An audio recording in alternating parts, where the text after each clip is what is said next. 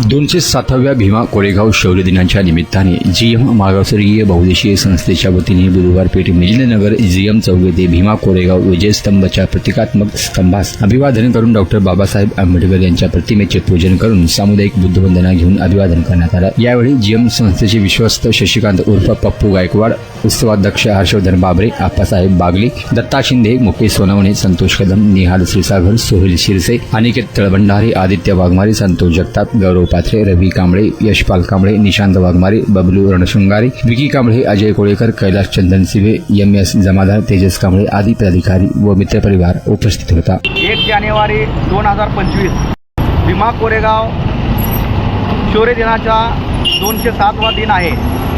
1 जानेवारी 1818 रोजी पुणे जिल्ह्यातील भीमा कोरेगाव येथील भीमा नदीच्या काठी इंग्रज व पेशवे यांच्यामध्ये जे युद्ध झालं, या युद्धामध्ये पेशव्यांच्या अनिष्ट चालीरूढी परंपरेच्या विरोधामध्ये महा रेजिमेंटच्या 500 शूरवीर सैनिकांनी 28,000 पेशव्यांचा खात्मा केला व विजय प्रस्थापित केला। ही लढाई आत्मसन्मानाची लढाई म्हणून महा रेजिमेंटच्या शूर सैनिकांनी लढली व विजय मिळवला। आजच्या या 207व्या शौर्य दिनानिमित्त जीएम मागासवर्गीय बहुउद्देशीय संस्था संस्थापक बाळासाहेब वाघमारे व मित्रपरिवारच्या वतीने तमाम बहुजन बांधवांना, भारतीयांना हार्दिक शुभेच्छा देतो व या युद्धामध्ये शहीद झालेल्या सर्व भीमसैनिकांना मानवंदना देतो। जय भीम, जय भारत।